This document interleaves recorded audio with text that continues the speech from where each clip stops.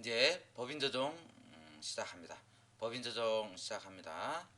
법인 조정의 첫 번째는 이제 정기분 재무상태 회사 등록을 이제 필두로 해서 뭐뭐뭐가 체크되어져야 될 건지 그거를 이제 하나씩 체크하고 넘어가도록 합니다. 첫 번째 이제 체크해야 될 거는 회사 등록입니다. 회사 등록 회사 등록에서 이제 두 가지. 첫 번째가 이제 14번 14번 종류별 회사인데 옛날에는 중견기업이 없었어요. 그러나 올해부터 이제 중견기업이 들어갔으니까 이게 주식등 변동상황명세 작성할 때 이 중견기업들이 이제 어떤 건지 중소기업 기준 검토표를 작성하는 하면서 해서 정확하게 주셔야 되겠다는 거. 그다음에 이제 15번 중소기업 여부도 중소기업 기준 검토표 통해서 적합이 나왔을 때 이렇게 체크하신다는 거. 그러나 이제 여기서 이제 많이 놓치기 쉬운 게 중소기업 검토표에서 기준 검토표에서 유예 기간을 이제 잘 이제 체크하시라는 거. 유예 기간과 업종 잘 체크해서 유예 기간이 4년 낸지 중소기업에 해당되지 않더라도 부적합으로 나왔더라도 4년간은 중소기업으로서 혜택 받을 수 있기 때문에 즉 유예 기간이 있기 때문에 그거에 해당되는지 반드시 확인한 다음에 이제 해당되면 4년 동안 이렇게 해서 중소기업 혜택 받을 수 있도록 해주셔야 되겠어요. 그다음 이제 회사 등록이 이제 체크됐으면 그다음에 이제 표준 재무제표 가서 표준용 대체대표부터 해서 체크를 합니다. 먼저 이제 첫 번째 들어갔을 때는 뭐 편집을 안 했을 거니까 자동으로 이제 아까 그 결산 때 생성시킨 데이터를 그대로 불러오는데 두 번째부터는 편집 저장된 것 때문에 자동으로 불러오기를 안 합니다. 그렇기 때문에 여러분들이 앞에서 데이터를 갱신시켰다 그러면 반드시 불러오기를 해서 앞에 데이터를 반영시켜 줘야 되겠다는 거 아시죠? 그다음에 이제 정기분 재무상태표랑 손익계산서 같이 놓고 정기분이래 단기분 재무상태표 손익계산서 이런 것들을 같이 놓고 이제 세법상 조정해야 될 것들이 있는지 확인합니다. 첫 번째 이제 확인할 게 이제 미수수익 계정을 확인해서 미수수익 이제 기타에 혹시 미수수익 계정이 있는지 확인하셔가지고 미수수익에 이자 수익이 있으면 입금 불산입 해주시라는 거. 이 미수수익의 이자 수익은 원천징수 당할 때 그때 이제 세법은 입금 산입하도록 규정하고 있기 때문에 반드시 이 입금 불산입 나중에 수령할 때 입금 산입 이렇게 해주시라는 거. 그 다음에 이제 체크해야 될 거는 이연법인세 자산과 부채입니다. 이연법인세 자산과 부채가 있으면 이연법인세 자산과 부채는 세법이 인정을 안 합니다. 세법은 법인세로 인한 거는 무조건 다 인정 안 하기 때문에 법인세라는 단어가 들어가면 무조건 부인해 주시면 되겠다. 이연법인세 자산, 법인세 추납, 법인세 환급, 법인세 등 해서 이런 것 등은 다 법인세가 인정을 안 합니다. 법인세를 인정해버리면 순환 계산되는 그런 오류에 빠지기 때문에 법인세를 부인한다는 거. 이연법인세 자산이다 그러면 자산이 차변에 있었으니까 없앱니다. 부인하는 거 부인합니다. 그러면 대변으로 가는 거니까 대변 가는 거 송금산입 이렇게 처리하면 되겠어요.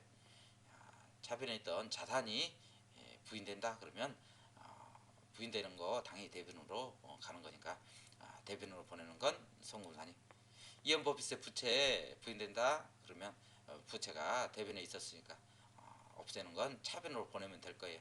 이런 경우 부채가 차변으로 올 때 입금 산입한다 이렇게 말합니다. 그래서 유보 발생으로 그래서 이제 소처분까지 정확히 해주시면 이연법인세 자산과 부채를 처리한 겁니다.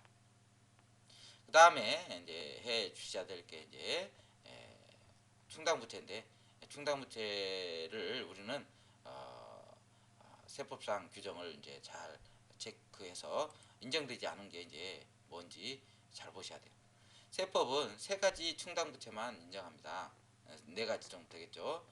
첫 번째가 이제 대손 충당금, 두 번째 테이크배 충당부채, 세 번째 일시상각 충당금, 네 번째 이제 구상채권 충당부채인데 뭐 구상채권 충당부채는 이제 신용보증 사업을 하는 그런 이제 회사에서 발생하는 거니까 일반 기업에서는 거의 뭐 없겠죠. 그래서 이 네 가지 위에 충당금은 인정 안 합니다.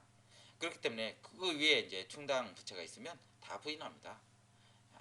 여기서 퇴직급여 충당 부채 인정한다는데 퇴직급여 충당 부채는 뭐 퇴직연금 충당 부채 등을 포함합니다. 퇴직연금 충당 부채를 이제 포함하는 거니까 그렇게 알아주시고 그 외에 뭐 장기 제품 충당 부채 부인합니다. 즉 입금 산입합니다. 그다음에 공사 손실 충당 부채 인정 안 하니까 입금 산입합니다. 그다음에 수선 충당 부채 당연히 입금 산입합니다. 이런 것들을 언제 이제 세법이 비용 인정하느냐면 즉 소금 인정하냐면 실제 비용이 발생했을 때 수선이 이루어질 때 아니면 장기 제품에 대해서 보증을 할 때 그때 이제 송금 산입하는 거고 일단 설정 당시에는 입금 산입해서 유보 발생하고 나중에 실제 수선이 이루어지거나 보증이 이루어졌을 때 그때 이제 송금 산입 반대로 입금 불산입 이렇게 이제 해 주신다는 거. 이것도 중요합니다. 자산이 이제 입금 산입됐다가 나중에 추인될 때는 입금 불산입 자산 위주로 이제 이제 소급처분 할 때는 입금 불산입에서 유보 감소로 해서 이제 감소로 이제 처리한다는 것도 체크를 해 주십시오. 발생 때는 자산 부채면 유보 발생 이렇게 했다가 나중에 이제 추인될 때 그때 이제 유보 감소 그게 이제 자산 계정이면 입금 불산입 즉 입금 산입했었으니까 입금 불산입으로 처리하고 비용이다 그러면 비용 계정 과목이다 그러면 송금 불산입 그다음에 송금 산입 이런 식으로 이제 회계 처리를 소득 처분을 하게 된다는 거죠. 그다음 이제 혹시 기타 자본잉여금을 보셔가지고 기타 자본잉여금에 자기주식 처분익이 있는지 확인하십니다. 자기주식 처분익이 있으면 입금 산입 기타, 자기주식 처분 손실이 있으면 송금 산입 기타 이렇게 해달래요. 세법은 자기주식 거래도 순자산 거래로 봐서 순자산 증가 거래로 봐서 입금 산입과 송금 산입 이렇게 해달래요. 자기 주식 거래도 뭐 자산의 거래로 이제 보는 거죠. 그래서 자기 주식 처분 이익, 입금 산입 기타, 자기 주식 처분 손실, 송금 산입 기타 해서 반영을 해주라. 자본에 해당되는 건 기타 이렇게 소득 처분하죠. 기타 잉여금의 변동이니까 기타 이렇게 해주시면 되겠어요. 이렇게 이제 정기분 표준 대체제표에서 확인해야 될 사항 확인했으면 그때 이제 정기분 표준 손익계산서 갑니다. 표준 손익계산서 가서 다시 불러오기 앞에 데이터가 달라졌다 그러면 불러오기 반드시 하시고 이제 체크해야 될 것들을 이제 확인합니다. 표준 손익계산서에서는 조정해야 될 메뉴와 세법상 인정되지 않는 부인되는 항목들을 다 정리합니다. 이런 것들이 이제 정리돼야 나중에 이제 조정이 쉽고 그다음에 원활하게 진행이 됩니다. 첫 번째 매출액이 있는지 확인합니다. 매출액이 있으면 수익금액 조정명세서와 조정 후 수익금액 명세서를 작성합니다. 물론 이 두 조정 메뉴는 필수 서식이죠.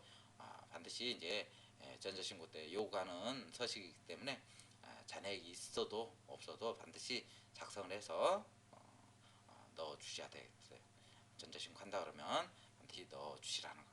뭐 전자신고 안 하더라도 뭐 무실적으로 해서 이제 넣어 주시면 되겠죠.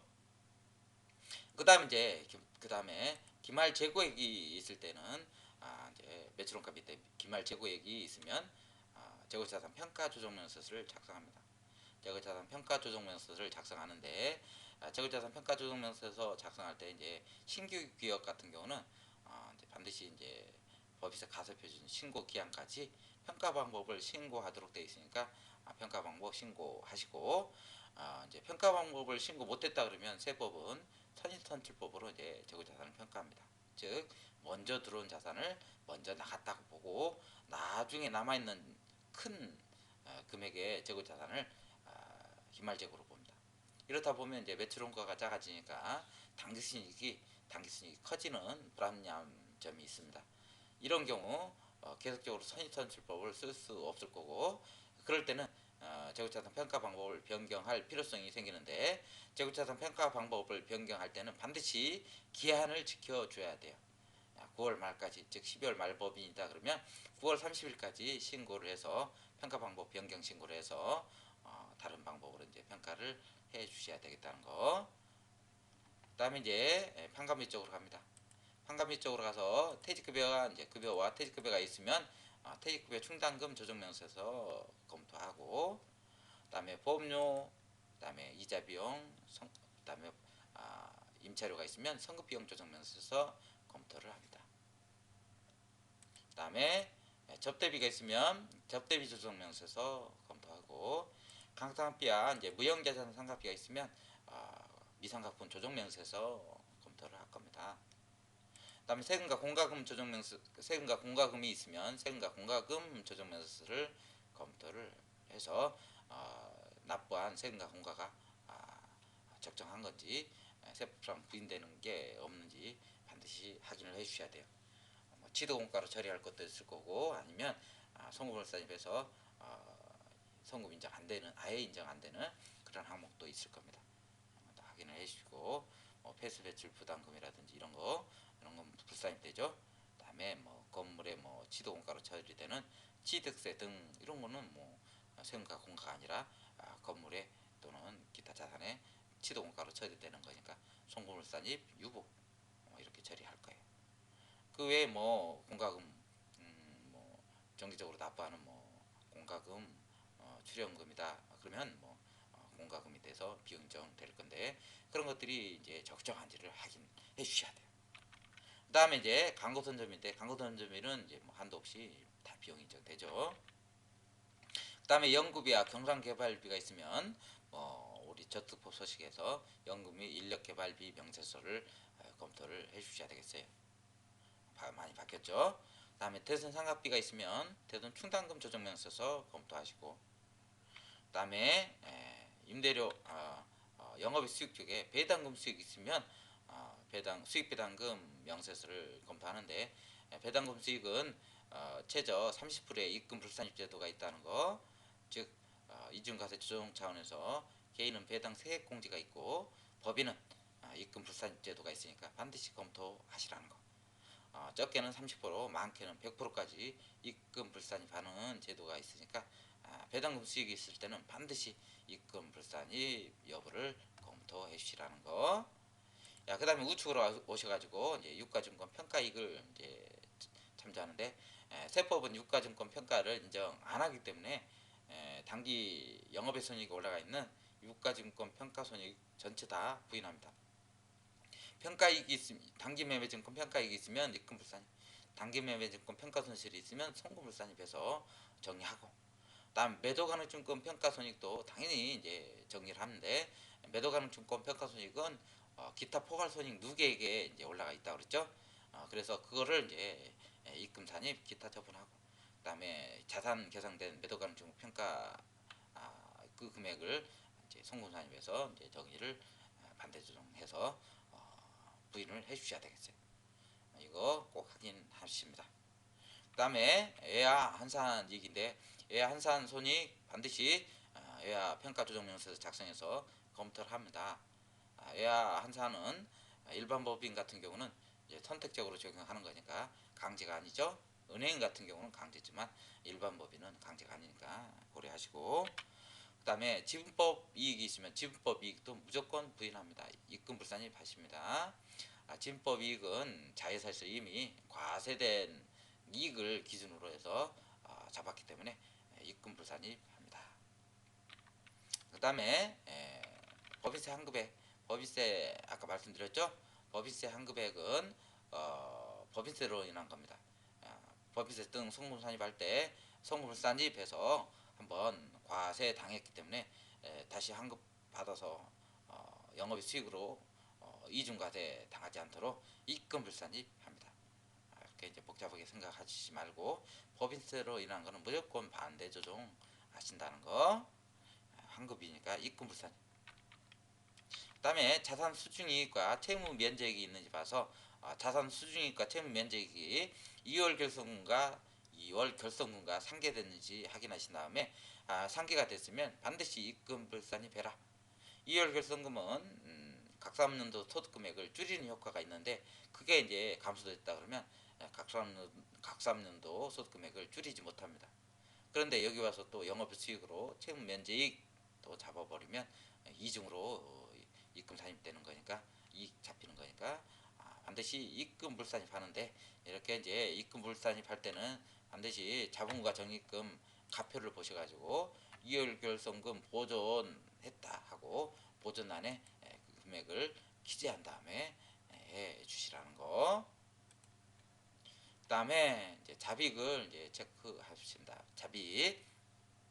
잡이익을 체크해서 부산물 매출과 작업 폐물 매출이 있으면 반드시 이것도 이제 수익금액 조정명세서에 수익금액으로 합산 처리해 주셔야 되겠다는 거. 그 다음에 이제 이자 비용 당연히 선급 비용 조정명세서 보시면 될 거고, 그 다음에 이제 기부금입니다. 다른 것들은 이제 반대로 생각하시면 되니까 넘어가고, 기부금인데 기부금이 있으면 반드시 특례가 있는지 보시고, 특례는 2011년 이후로부터 7월 1일 이후부터 이제 인정 안 되니까 특례 기부금 반드시 조정을 해주시고, 그 다음에 특례 기부금의 2월 송금 산입은 그대로 남아 있는 거니까 그게 또 이제 불이익 당하지 않도록 체크를 잘 해주셔야 돼요.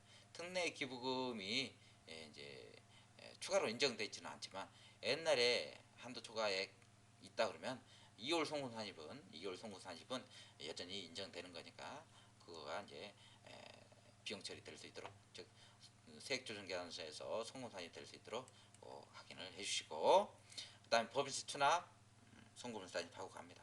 법인세 추납, 그다음에 법인세 비용 당연히 송금을 산입해서 조정을 다 한 다음에 이런 것들이 이제 조정이 됐으면 그다음에 이제 재정가명서에서 그다음에 처분계산서 가서 이제 확인해야 할 거 있으면 더 확인하고 넘어가는데, 재정가명서에서는 동일합니다. 그러나 처분계산서는 표준손익계산서는 약간 차이가 있죠. 표준손익계산서는 표준이익여금 처분계산서는 차이가 이익여금 항목이라서 반드시 조정할 때는 여기에 해당되는 게 뭐 정교류 수청 손실로 있다 그러면 반드시 조정할 때는 송금 산입 기타 하고 비용 처리한 다음에 시부인을 할 수 있도록 꼭 주의하십니다. 세법상 조정돼야 될 게 있으면 반드시 세법적으로 송금 산입하고 비용 처리한 다음에 그 다음에 시부인을 해 주셔야 된다는 거. 그 다음에 처분계산 항목이니까 기타로 처리한다는 거. 이렇게 해서 이제 표준손익계산서 봤습니다. 표준손익계산서 이제 체크했으니까 그 다음에 이제 수익금액 조정명세서 가서 순서대로 이제 수익금액 조정부터 이제 조정하는데, 수익금액 조정명세서의 작성 원칙은 먼저 계정 과목별 조정입니다. 매출 잡고 계정 과목별로 이제 조정을 한다는 거. 두 번째, 수익금액이 큰 순서대로 적용합니다. 조정후가 수익금액이 큰 순서대로 적용을 해달라 이렇게 했기 때문에 수익금액 조정도 수익금액이 큰 순서대로 조정을 해버립니다. 그 다음에 매출 누락이나 증액이 있으면 기타 수익금액 조정에서 증액 또는 매출 누락 이런 것들을 같이 조정을 해 주신다는 거. 먼저 수익금액 조정 계산 이 부분을 교재 134페이지를 참조하면서 해보겠습니다. 134페이지 보면 매출액이 제품 매출과 매출 누락, 제품 매출과 상품 매출이 있어요. 그래서 이제 조정하는데 계정 과목란에 커서 놓고 F4 눌러보면 F4 눌러보면 매출액이 쫙 조회됩니다. 됩니다. 여기서 이제 제품 매출이 가장 크니까 제품 매출에 컷을 놓고 금액 확인한 다음에 엔터 치면 이렇게 반영이 되고, 두 번째 상품 매출도 있었죠. 상품 매출입니다. 매출이니까 다시 이제 잡아 넣는데 F4 눌러서 상품 매출 선택한 다음에 이렇게 엔터 쳐서 잡아 넣으면 되겠어요.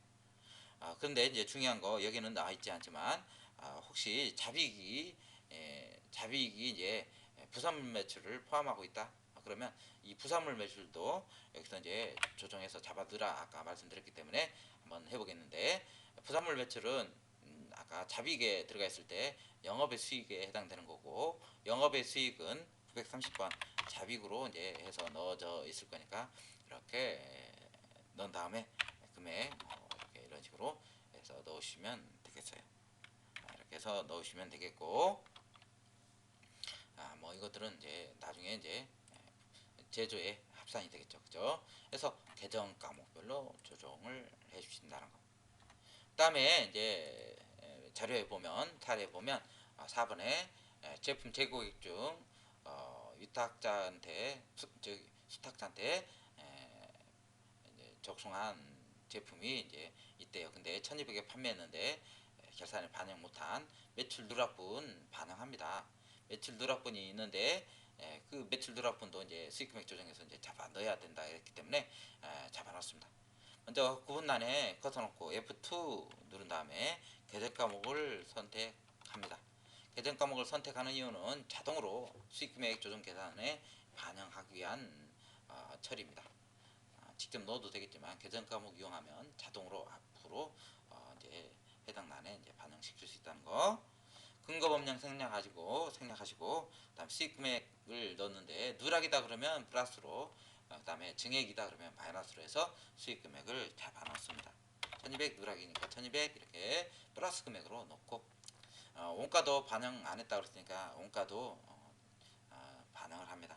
이것도 누락이니까 800만큼 원가를 반영하는데, 이 수익 금액과 대원가 둘 다 단기 순이익에 영향을 미쳤기 때문에 여기서 그냥 넘어가 버리면 안 되고 반드시 조정 등록 즉 F3 눌러서 단기 순이익 영향 미친 거를 이제 조정을 합니다.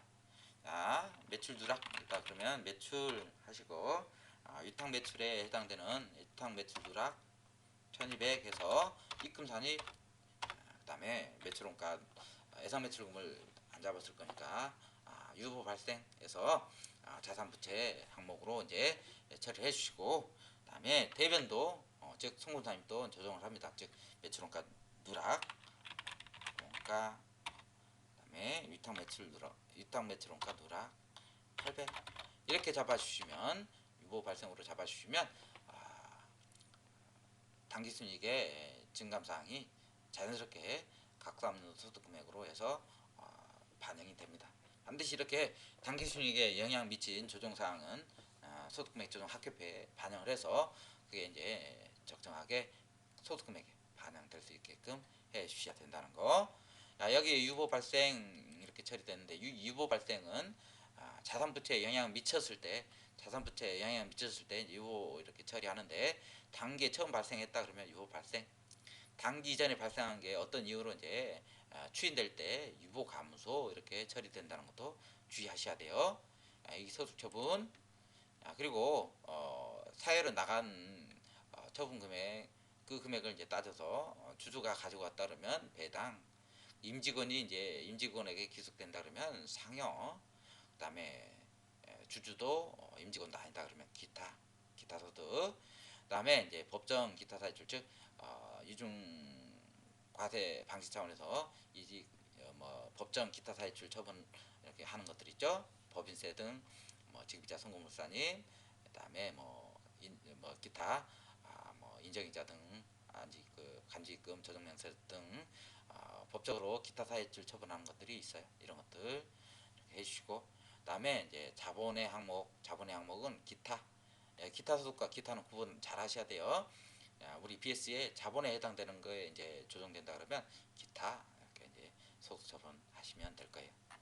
이렇게 이제 소득금액 조정 학교표가 조정이 되면 반드시 이제 수익 금액 조정 계산 가셔서 적정하게 누락 금액이 가산에 반영되는지 보시는데, 만약에 기타 수익 금액 조정에서 마이너스 금액 기재된다 그러면 차감의 금액이 이제 가 있을 거예요. 그리고 계정 과목을 404 썼기 때문에 404 라인에 가산란에 정확하게 이제 위치하게 된다는 것도 참조하시고 저장하신 다음에 넘어갑니다. 저장한 다음에 가는데 작업 진행률에 의한 거나 기타 중소기업 적용 특례에 의한 수익금액 조정은 선택 사항이니까 여러분들이 잘 보시고 체크해 주시면 되겠어요. 그 다음 이제 조정 후 수익금액 명세서 갑니다. 조정 후 수익금액 명세서 가셔서 아까 수익금액 조정에서 한 내용을 불러와서 조정을 합니다. 하는데 수익금액 조정 명세서는 과목별 조정이었지만 조정 후 수익금액 명세서는 업종별 조정이라는 거. 업태 종목별로 수익금액이 큰 순서대로 이제 작성을 한다는 거죠. 그 다음에 이제 수익금액이 5% 미만이거나 그 다음에 11가지 업태 종목을 가지고 있다 그러면 그런 경우는 이제 중요성이 없기 때문에 여기 기타란에 기재한다는 거. 그 다음에 기타란에 기재할 때는 기준경비일 코드를 쓸 수 없죠, 그죠? 여러 가지가 섞여 있기 때문에 기준경비일 코드를 안 넣어도 되겠다는 거.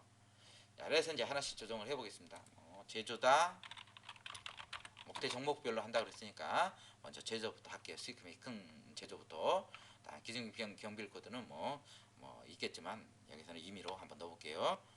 그 다음에 도매, 그 다음에 전자부품, 그 다음에 기준경비일 코드 임의로 한번 넣어볼게요.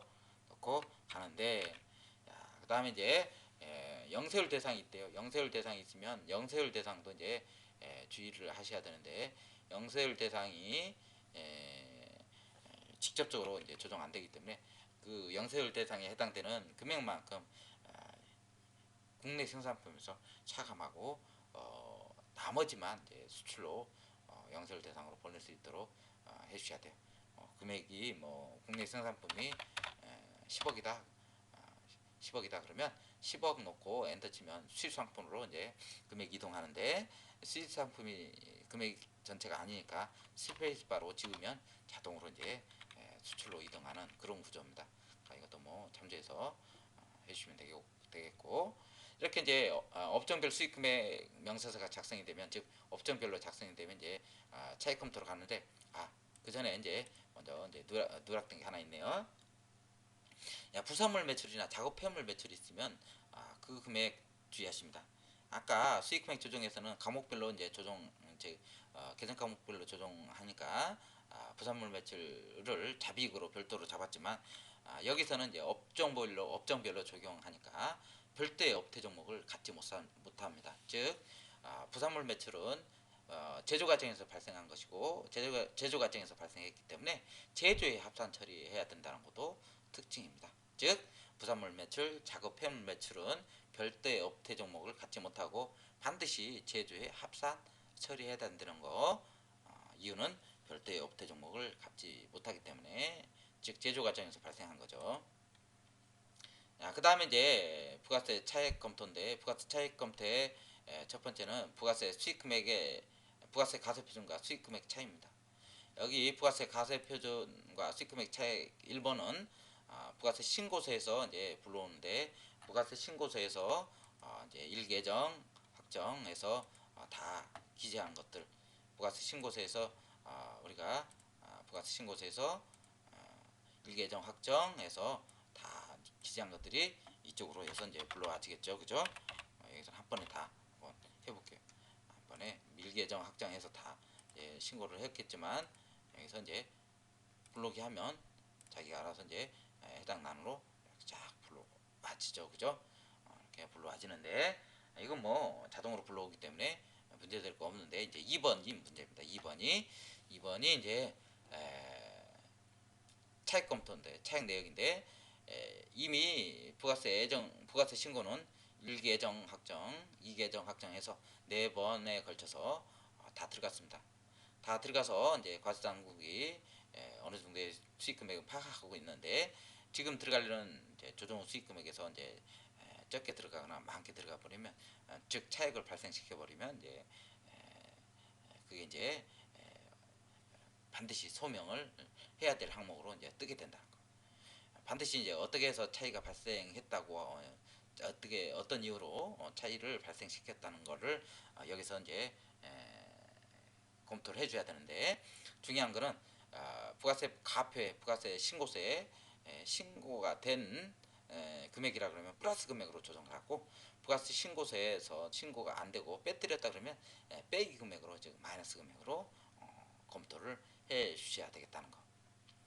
사례에서 보시다시피 부가세 이미 신고가 들어간 것 중에 부가세 신고가 들어간 것 중에 고정자산 매각이 즉 차량 운반구 매각이 얼마 금액이 있대요.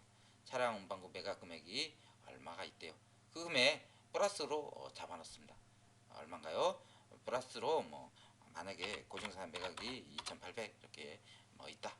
이렇게 잡아놓으면 되겠는데 근데 이제 뭐 이거는 뭐 신고가 들어갔는지 부가세 신고가 들어갔는지 안 들어갔는지에 따라서 신고가 들어갔다 그러면 플러스로 아까 신고 들어갔다 그랬으니까 플러스로 조정합니다. 그러나 아까 매출 누락처럼 신고가 안 들어간 것들 즉 마이너스 1200 있었죠. 신고가 안 들어간 거다 그러면 이렇게 마이너스 금액으로 잡아주라 마이너스 금액으로 잡아주시라는 거 그래서 이제 조정을 해주시면 되겠는데 이렇게 이제 조정 후 금액이 이제 차이가 발생 빨간색으로 뜬다 그러면 조정이 안 된 거니까 계속해서 조정을 해주시면 되겠어요. 그러나 원칙은 이미 신고가 들어간 거다 그러면 플러스로 누락된 거다 그러면 마이너스로 해서 조정을 해주시라는 거. 이렇게 해서 이제 조정 후 수익금액 명세서까지 작성되면 중소기업 기준 검토표를 작성할 수 있습니다. 이제 수익배당금 명세서랑 뭐 임대보증금 간주입금 조정 명세서는 여러분들이 작성해 보시도록 하고 이제 중소기업 기준 검토표 작성한 후에 이제 나머지를 보도록 합니다. 중소기업 기준 검토표는 회사 등록에 14번, 15번을 결정하는 이제 메뉴인데 여기서 적합 또는 중견기업이 나오면 중견기업 해당되는 거 그다음에 적합 넣어주시는데 첫 번째 이제 검토해야 될 거는 업종입니다. 해당 기업이 어느 업종에 해당되는지 파악하셔서 중소기업 배제 업종이 아닌지 꼭 체크하시고 여기서 중요한 거는 작년부터 음식점업이 중소기업으로 이제 들어갈 수 있었죠. 그래서 중소기업 중에 음식점업 특별세 중소기업 특별세 감면을 제외하고 다 혜택을 받을 수 있기 때문에 음식점업 반드시 편입해서 넣어서 혜택을 볼 수 있게 해주시면 되겠어요. 이렇게 이제 업종이 검토되면 블록이 통해서 아까 조정 후 수익금액 명세서에서 업종별 수익금액을 불러서 적합 표시하고 그 다음에 이제 두 번째 자본금 매출액 정보수 검토로 가서 여기서 이제 정보수 넣습니다. 정보수는 뭐 어디에서 불러오는 게 없기 때문에 회사 인원과 그 다음에 별표 기준 해당 금액을 넣어서 그 기준에 적합한지 즉 회사 인원이 그 기준 내인지 확인한 다음에 맞으면 적합 틀리면 부적합 이렇게 넣으시면 되겠어요. 여기도 적합 나오면 이제 독립성 등 검토 가는데 독립성 검토하고 여기서 주의할 거는 이제 유예기간입니다. 여기 밑에 유예기간 있는데 유예기간 이거는 당연도 포함해서 4년 동안 중소기업 혜택 받을 수 있는 제도 아까 말씀드렸죠. 일시적으로 부적합 나왔다고 바로 회사 등록을 중소기업 여부에서 부해버리면 안 되고 4년 즉 당연도 포함해서 4년 동안은 중소기업 혜택 받을 수 있으니까 그때 해서 혜택을 받을 수 있도록 해주시라는 거. 그 다음에 중견기업 이 중견기업은 이제 주식 등 변동상환면서 작성할 때 중견기업 해당되면 넣어서 법인세 가입비 및 세액 신고서하고 그다음에 주식 등 변동상환면서에 반영을 시킬 수 있도록 해주십니다. 여기까지 이제 보고 쉬었다가 과목별 세무조정 보도록 하겠습니다.